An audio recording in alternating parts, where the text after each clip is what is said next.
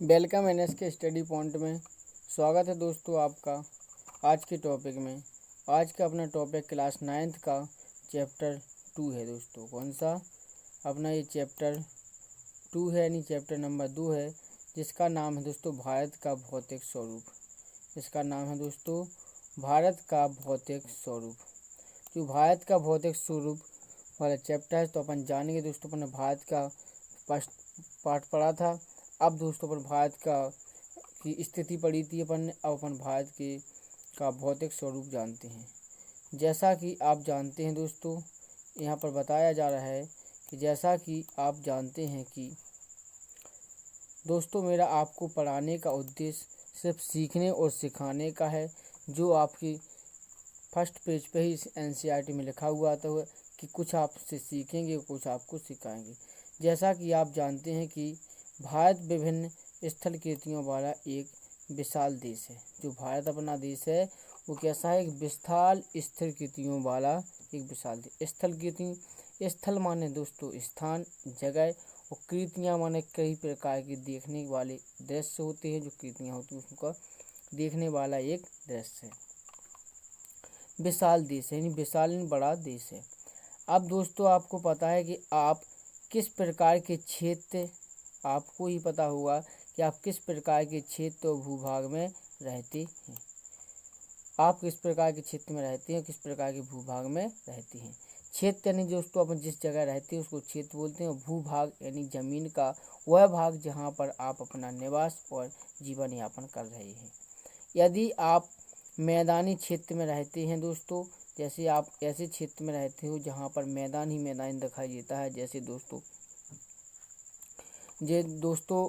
आपको बताएं तो उत्तर प्रदेश का जो कुछ क्षेत्र है जहाँ पर मैदानी क्षेत्र है, जिसमें दोस्तों काफ़ी दूर दूर तक के आपको क्या जंगल नहीं दिखाई देंगे, पहाड़ियाँ दिखाई नहीं देंगे। तो ऐसे क्षेत्रों को जहाँ सिर्फ कृषि योग्य भूमि होती है, ऐसे क्षेत्र को मैदानी इलाका होते हैं, मैदान वाले क्षेत्र हैं। अब यदि ऐसे क्षेत्र में रहते हैं तो आप वहाँ के दूर तक फैले विशाल मैदानों से परिचित होंगे। यदि दोस्तों आप ऐसे क्षेत्र में रहते हैं तो इन्होंने बताया तो आप ऐसे क्षेत्रों को बहुत दूर तक के जानते भी होंगे। अब दोस्तों स्वाभाविक है कि आप जिस क्षेत्र में रहते हैं उस क्षेत्र की जगहों के बारे में और मैं भी जानता हूँ, आप भी जानते हो कि जो जहाँ रहता है तो उसके अड़ोस पड़ोस कुछ दूरियाँ तक, मतलब 20 किलोमीटर के एरिया तक के आप लोग अपने को परिचित होगा कि कहाँ पर कौन सी जगह है, क्या है। इस प्रकार से आप अपनी उस जगह से परिचित होंगे। और यदि पर्वतीय है, अब दोस्तों यदि पर्वतीय क्षेत्र कैसा है दोस्तों, पर्वतीय क्षेत्र के निवासी हैं, यदि आप कहाँ के दोस्तों पर्वतीय क्षेत्र के निवासी हैं, तो आप पर्वत के ढलानों को जानने दोगे दोस्तों। यदि आप किसके क्षेत्र थे दोस्तों, यदि आप पर्वतीय क्षेत्र के रहते हो, पर्वत क्षेत्र में रहते हो, तो आप ऐसी जगह को जानते होंगे जहाँ क्या होगा दोस्तों, पर्वत होंगे।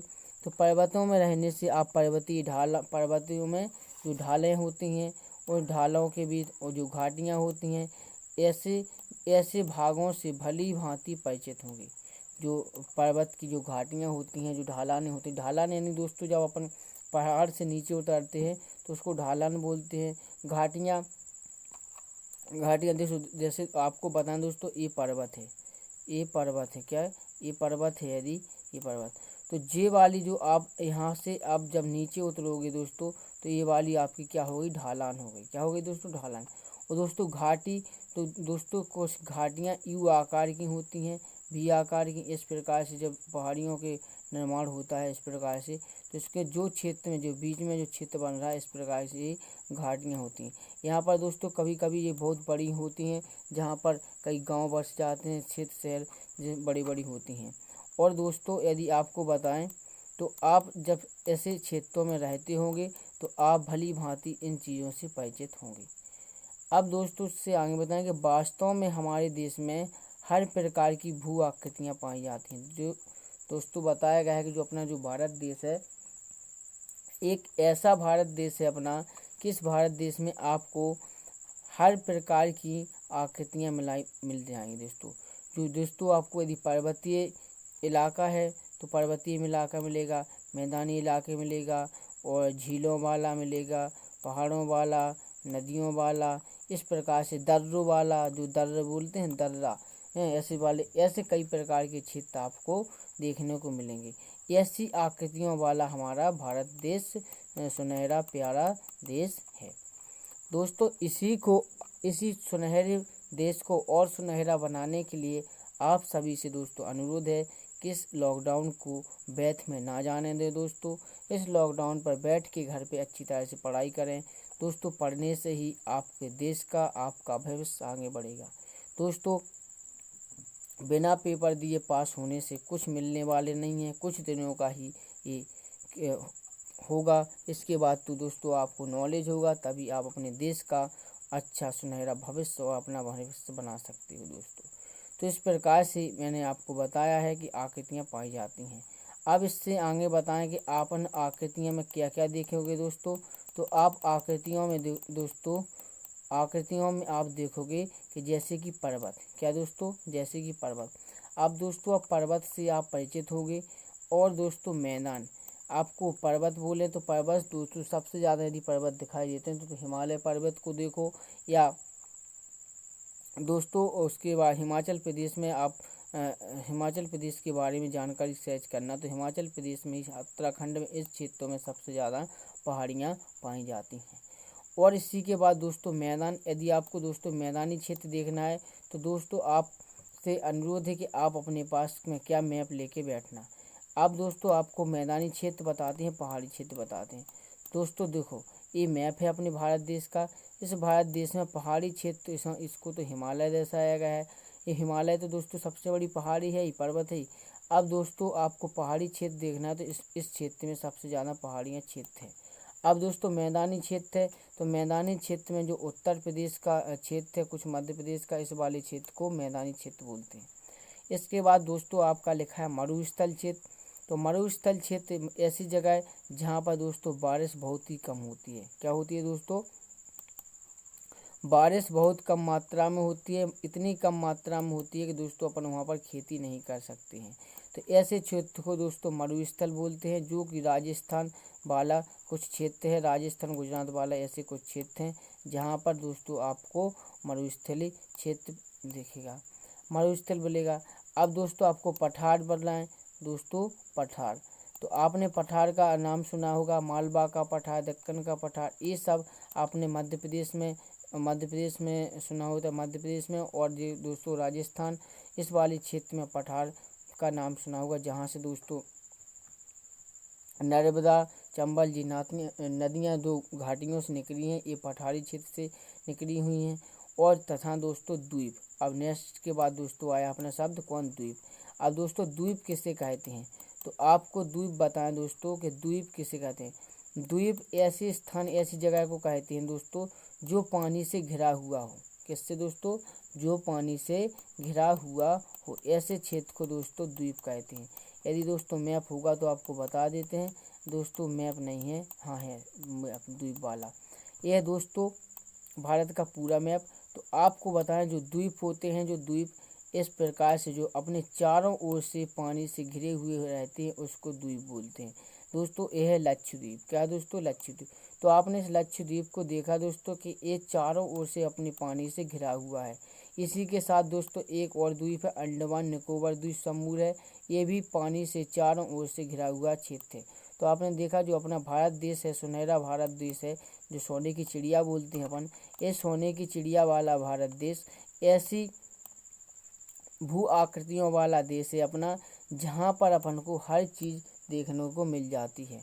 इस प्रकार का भारत देश है। इसके आगे दोस्तों आपको बताएं कि जो अपनी भारत की भूमि है, तो भारत की भूमि बहुत ही भौतिक है। कैसी है भारत की भूमि, कैसी है, तो भारत की भूमि बहुत अधिक भौतिक विभिन्नताओं वाली है। भारत की भूमि कैसी, भौतिक यानी भौतिक विभिन्नताओं वाली।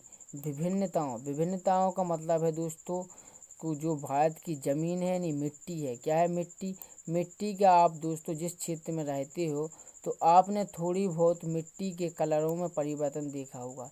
इसी प्रकार से अपने भारत देश की जो मिट्टियां हैं ये कई कलरों में विभक्त हैं। कई प्रकार के कलर आपको मिल जाएंगे। लाल मिल जाएगा, कहीं पथरीला मिल जाएगा, कहीं काली मिल जाएगी, कहीं रेतीली मिल जाएगी। इस प्रकार से मिट्टियाँ की विभिन्नताओं को दर्शाती है। इसके बाद नेक्स्ट है दोस्तों भूगर्भीय। कौन सा? भूगर्भीय तौर पर प्रायद्वीपीय पठार। कह देगा भूगर्भीय तौर पर प्रायद्वीपीय पठार पृथ्वी की सतह का, जो पृथ्वी है दोस्तों, इस पृथ्वी की सतह का प्राचीनतम भाग है। दोस्तों जो पठार होते हैं, जैसे दोस्तों आपने सुना ही होगा कि जो अपनी पृथ्वी है, पृथ्वी किसकी तरह का? अंडाकार या सेब के आकार की है दोस्तों, नाशपाती। अच्छा, सबसे अच्छा सब तो दोस्तों अपनी जो पृथ्वी है नाशपाती के आकार की है। इस नाशपाती के आकार की पृथ्वी है। इस पृथ्वी का जो ऊपरी पार्ट है, क्या दोस्तों? ऊपरी पार्ट आपको बना के बताता हूँ यहाँ पर। जैसे ऐसे ही मान के जो ये है पृथ्वी अपनी, ये पृथ्वी है। इस पृथ्वी का जो ऊपरी भाग है दोस्तों, जो ऊपरी भाग यानी ऊपरी परत है, जो कई प्रकार की चट्टान, बेसाल्ट, पठारों और से बना हुआ है। दोस्तों आपको दिखाएगा जो पृथ्वी का प्रायद्वीपीय पठार, पृथ्वी का जो प्रायद्वीपीय पठार है, ये किससे बना हुआ है?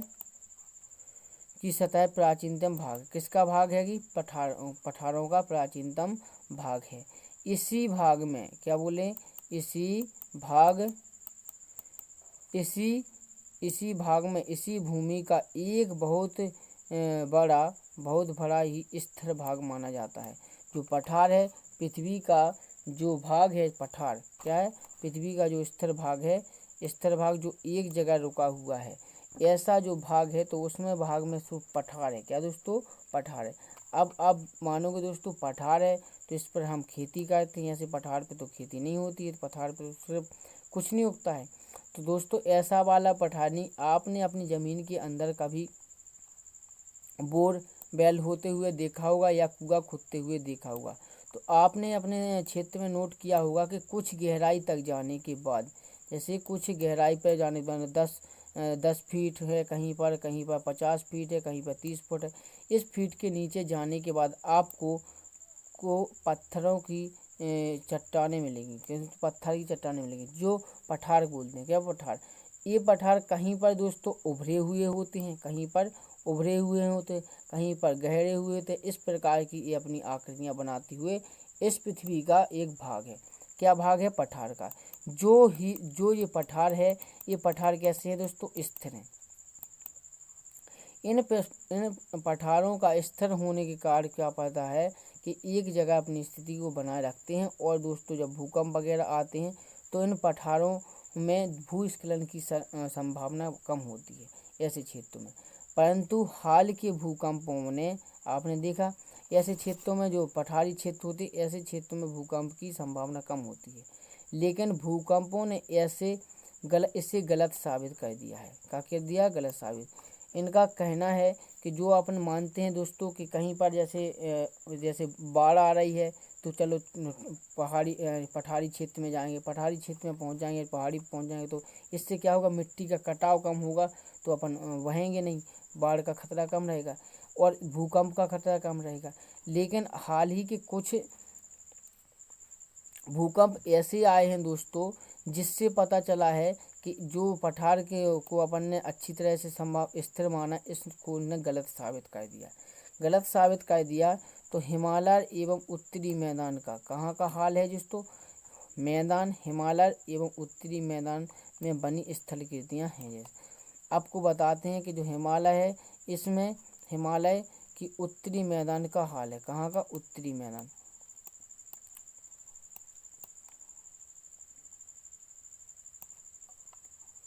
उत्तरी मैदान का हाल है। देखो ये है हिमालय है। इस हिमालय के इस वाले क्षेत्र में जब भूकंप वगैरह आए, तो ऐसे वाले हिमालय जो उत्तरी मैदान का हाल में बनी आकृतियां हैं, जो उत्तरी मैदान में बनी आकृतियों का हाल है। क्या हाल है? स्थलाकृतियां बने कि भूगर्भ वैज्ञानिकों के अनुसार हिमालय पर्वत एक अस्थिर भाग है। कैसा? अस्थिर भाग है। दोस्तों ये जो हिमालय पर्वत आपको दिखाई दे रहा है, इनने कहा है कि जो हिमालय पर्वत है अस्थिर भाग है। अस्थिर का मतलब ये भाग हिमालय पर्वत स्थिर नहीं है, ये हमेशा अपनी ऊंचाई को बढ़ते जा रहा है।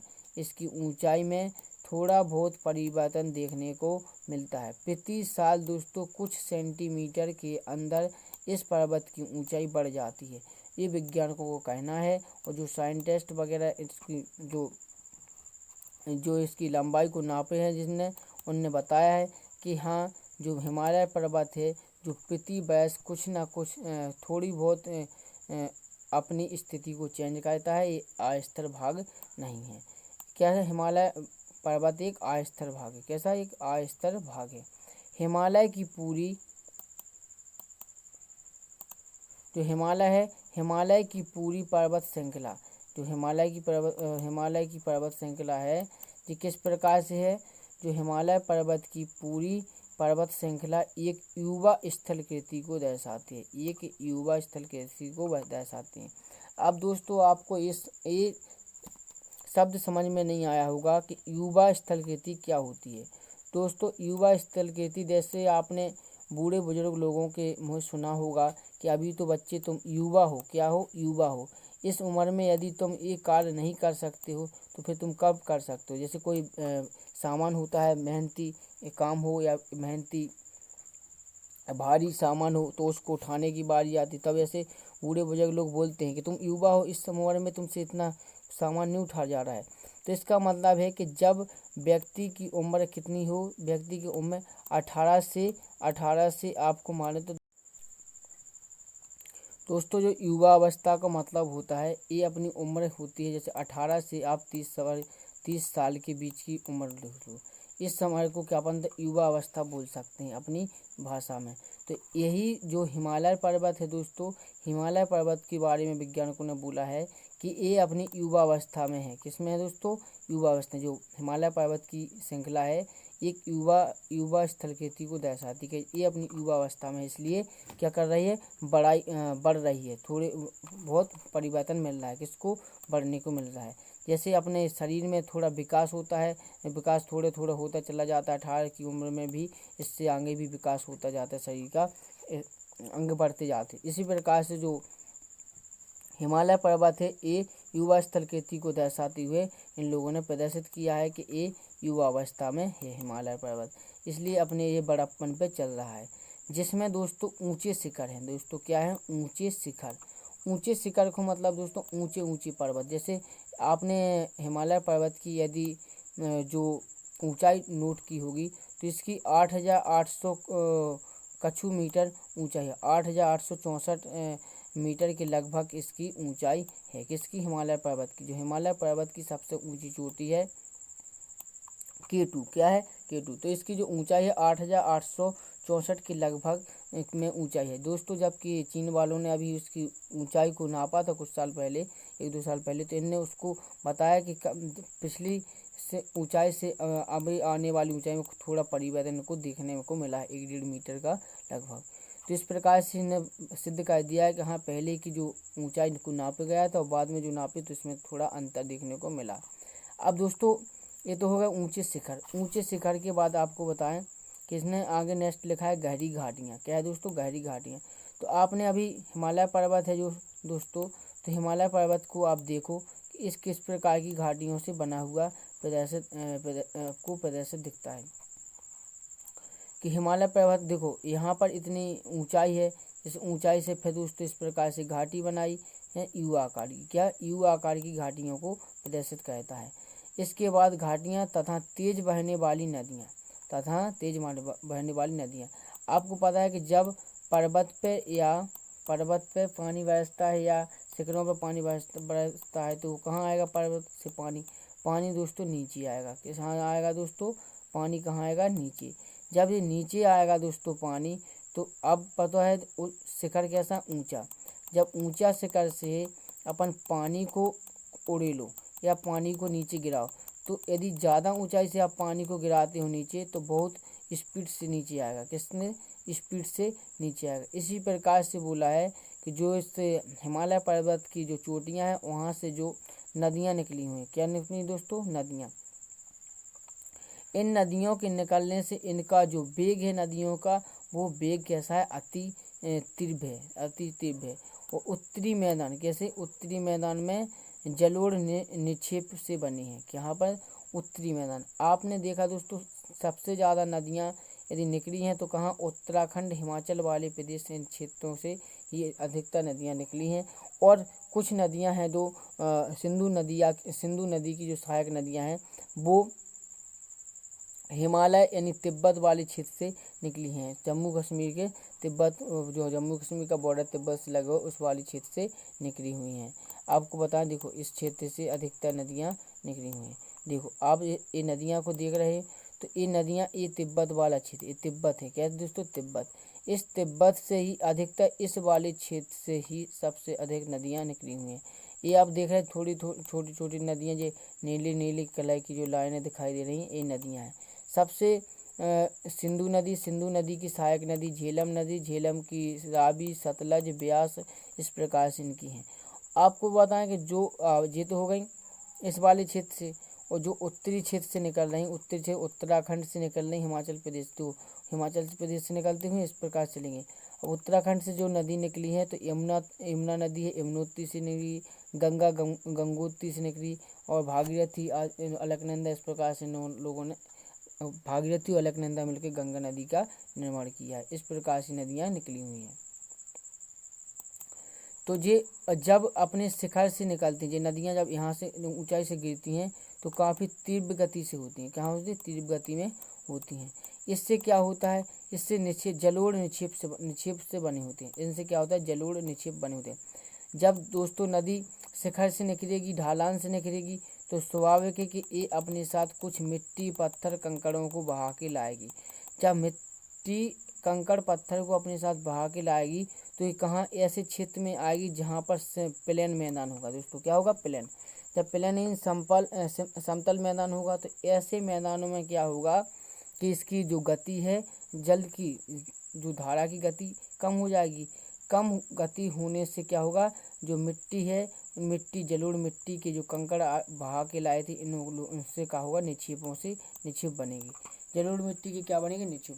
आपने छोटे छोटे नाले वगैरह में, छोटी छोटी नदियों में देखा होगा कि किस प्रकार से पानी, यदि दोस्तों आपने कहीं नहीं देखा तो आपने खेतों में पानी बराते हुए कभी देखा होगा, तो जो पानी को निकालने वाला जो खाई होती है, जो बड़ा बोलती है अपन किसको, बड़ा, इसमें जब पानी निकलता है दोस्तों, तो आपको पता है कि जब थोड़ी ऊंचाई से पानी आ रहा है, थोड़ी सी ऊंचाई हो, वहाँ से पानी आ रहा है, और फिर थोड़ी सिंपल जगह में हुआ, तो आप देखना कि यहाँ पर थोड़ी बालू इकट्ठी हो जाती है। क्या होती है, बालू इकट्ठी हो जाती है।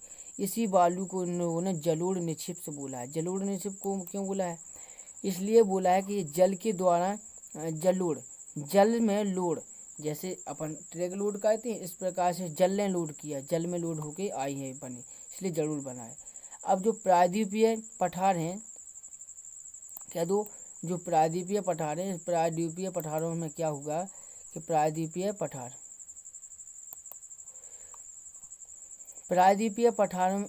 अगण्य तथा रूपांतरित शैलों वाली कम ऊंची पहाड़ियों एवं चौड़ी घाटियों से बना है। जो कौन सा पठार है दोस्तों, प्रायद्वीपीय पठार दो चट्टानों से मिलकर बने हुए हैं। तो कौन से, अगण्य चट्टान और दोस्तों रूपांतरित शैल। जो पृथ्वी दोस्तों विभिन्न प्रकार की परतों से मिलकर के बनी हुई है, जो कई प्रकार छोटी छोटी परतों से मिलकर बनी हुई है। इन परतों में दोस्तों एक अगण्य परत है, एक रूपांतरित परत। इन शैलों से कम ऊंची पहाड़ियाँ एवं चौड़ी घाटियाँ से बना है।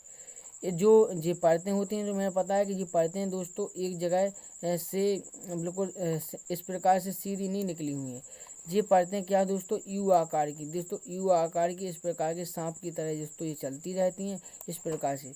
तो कहीं क्या होता है, कहीं पर जो घाटी होती हैं, जो पहाड़ होते हैं, पठार, तो कहीं उभरी हुई प्लेट है, तो यहाँ पर ऊंची होगा पठार, ऊंची होगी पठार या पहाड़ी। और यदि जो उभरा हुआ है तो यहाँ पर दोस्तों, यहाँ से पानी आएगा, तो पानी नदियों के द्वारा इस क्षेत्र को दोस्तों जैसे ये भर जाएगा, किससे, जलोढ़ मिट्टियों से। तो जिससे भर जाएगा तो यहाँ पर खेती उपजाऊ के लिए बन जाएगी। अब कुछ दिनों के बाद अपन लोग यहाँ पर गड्ढा वगैरह करेंगे, कुआं खोदेंगे या बोरवेल करेंगे, तो इनसे अपन को पता चलेगा कि कुछ गहराई पे जाने पर ही अपन को इस परत का पता चलेगा, जिससे पत्थर मिलेगा तो पता चलेगा कि यहाँ भी पठार है और पहाड़ी है, लेकिन कितनी गहरी है। इस प्रकार से घाटियों का निर्माण होता है और घाटियाँ बनती हैं। इससे नेक्स्ट दोस्तों आपको बताएं कि मुख्य भौगोलिक वितरण। मुख्य भौगोलिक वितरण में क्या है दोस्तों कि मुख्य भौगोलिक वितरण में पता है कि जो भौगोलिक है भूगोल में मुख्य भौगोलिक में जो अपना हिमालय पर्वत है, इस हिमालय पर्वत को कई भागों में बांटा है। जो दोस्तों आपको ये सब कुछ नेक्स्ट वीडियो में बताएंगे। तब तक के लिए दोस्तों जय हिंद, थैंक यू।